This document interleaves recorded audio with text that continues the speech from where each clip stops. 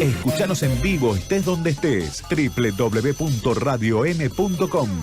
Hoy nos visitan desde Buenos Aires la licenciada en Ciencias de la Familia Analía Forti. Hablaremos de la confianza y seguridad de uno mismo, de la autoestima, la comunicación y el diálogo, y el rol de la familia y de la escuela en este complicado flagelo que denominamos bullying. Un placer acompañarlos como siempre y en especial en esta oportunidad abordando una temática que implica realmente tanta importancia a nivel social como es el bullying.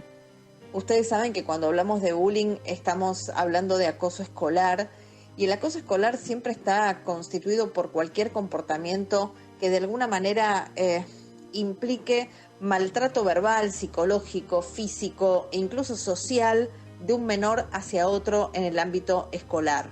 Hay conductas determinadas que suelen expresarlo y que son los insultos, las agresiones físicas, las coacciones, las intimidaciones, actitudes muchas veces crueles, actitudes de exclusión o de aislamiento social, hablar mal del otro para que la persona de alguna manera se sienta aislada.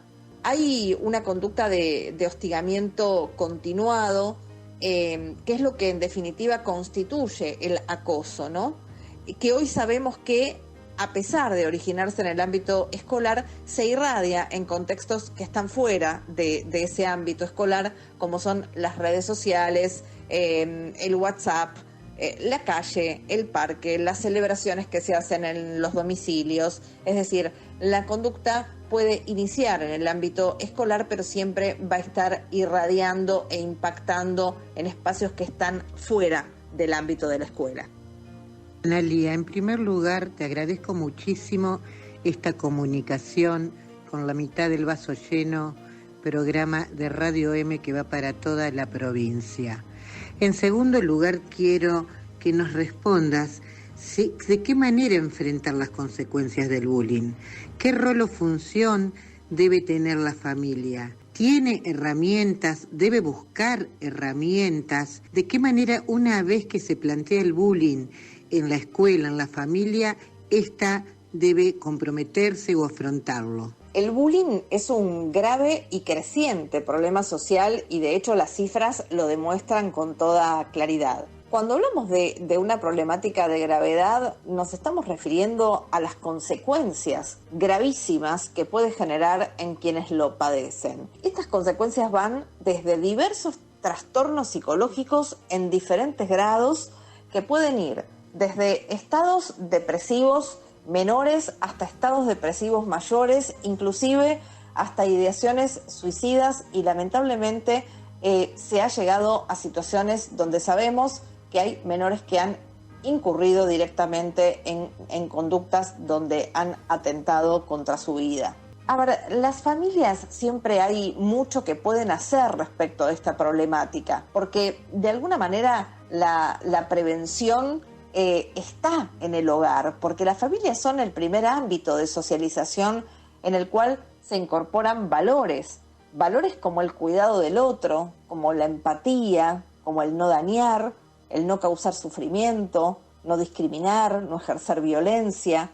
Si en la familia no se transmiten estos valores, y no solamente desde la palabra, sino desde el ejemplo, bueno, lamentablemente las réplicas de lo que se ve en los hogares se va a ver en ámbitos fuera del hogar, en otros ámbitos sociales, como claramente puede serlo la escuela. Ahora observo, y decime si estás de acuerdo, con el tema de que el ejercicio del diálogo y la comunicación entre hijos, hijas, alumnos y familia, escuela, debe ser fundamental para prevenir o revertir este tipo de situaciones de bullying. Es así, además de que el diálogo debe ser fundamental también para cualquier tipo de crisis o conflictos que el niño, joven, alumno, alumna pueda llegar a tener, tanto dentro del ámbito social como del ámbito escolar. Sin lugar a dudas que las familias también deben enseñar a sus hijos a nombrar las conductas abusivas que padecen. Deben enseñarles a no callar por miedo y a no someterse a sus acosadores por temor. Esta tarea que tiene por delante la familia también implica de alguna manera mantener un vínculo con la escuela que les permita articular una comunicación cercana para proteger a sus hijos si son víctimas de acoso escolar, pudiendo inclusive acceder a la justicia de ser preciso si la integridad física y psíquica de un menor estuviera en peligro y requiriera ser protegida en un contexto donde ya el colegio no pueda actuar. ¿Qué alertas son las que los padres, los docentes o el ámbito social y familiar más cercano puede observar para empezar a pensar que ese joven está sufriendo bullying? Hay conductas que las familias deben observar en sus hijos y que deben considerarlas como una alerta, porque son conductas que se suelen manifestar cuando un niño o un adolescente sufre una situación de bullying. Por ejemplo, los cambios bruscos de humor, cuando se muestran irritables con mucha frecuencia, cuando están agresivos, cuando hay ansiedad, estados constantes de ansiedad, o cuando los papás perciben una tristeza sin que haya una causa manifiesta aparente. También cuando hay abandono, por ejemplo, de actividades que antes les resultaban placenteras o que ellos disfrutaban. Por ejemplo, cuando quieren abandonar determinadas actividades deportivas que antes llevaban adelante y a las que les gustaba, por supuesto, concurrir. También es una conducta que tiene que representar una alerta, el observar que se niegan a hablar, se encierran, no quieren hablar con nadie, ni con su familia, ni con sus amigos, ni con los profesores. Este es otro indicador de que están encubriendo algún tipo de situación.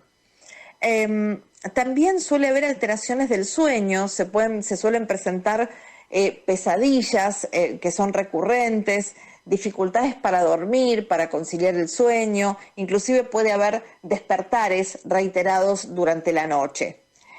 También manifiestan en general excusas constantes para no asistir al colegio, aduciendo malestares físicos que terminan no constituyendo ningún diagnóstico real, pero hay malestares y sintomatología que refieren constantemente como excusa que les permita no asistir a la institución educativa.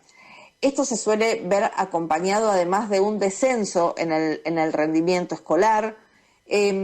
Otra conducta que tiene que ser también atendida es cuando llegan con sus pertenencias dañadas o cuando las han perdido o cuando llegan con sus cosas rotas o las pierden con recurrencia. Esto también suele ser un indicador de que pueden estar siendo hostigados y atacados en relación a sus bienes personales. Y por supuesto, esto ya es mucho más evidente, pero también es importante tenerlo presente y estar atentos porque en general suelen cubrirlo con su ropa. Es importante observar que no tengan heridas, que no tengan magullones, arañazos o heridas cortantes en el cuerpo. Estas deben ser todas señales de alarma para la familia. Bien, Analía, en primer lugar ya te voy saludando y agradeciendo infinitamente esta comunicación. Y para ir cerrando la charla, querría que dejes algunos tips para destacar que tengan que considerar la familia y tengan que tener en cuenta. Muchas gracias y te escuchamos para terminar la comunicación.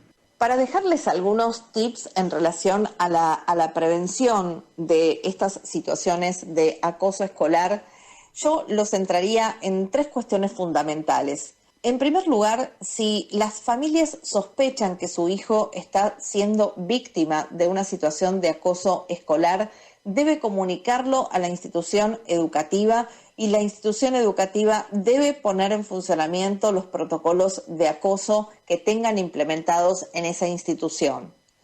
En segundo lugar, les diría que las familias tienen que estar atentas a los cambios de conducta de sus hijos y no atribuir todo. Es absolutamente central reflexionar sobre esto. Las familias deben asumir con responsabilidad sus funciones parentales, tanto la función materna como la función paterna. deben asumir esta responsabilidad parental en la educación en valores que los vayan forjando como personas de bien, que sean capaces de ser empáticos sin necesidad de ejercer un poder destructivo contra otro ser humano. Esa tarea corresponde a los padres y debe llevarse a cabo en el ámbito del hogar durante todo el proceso de desarrollo del niño y del adolescente.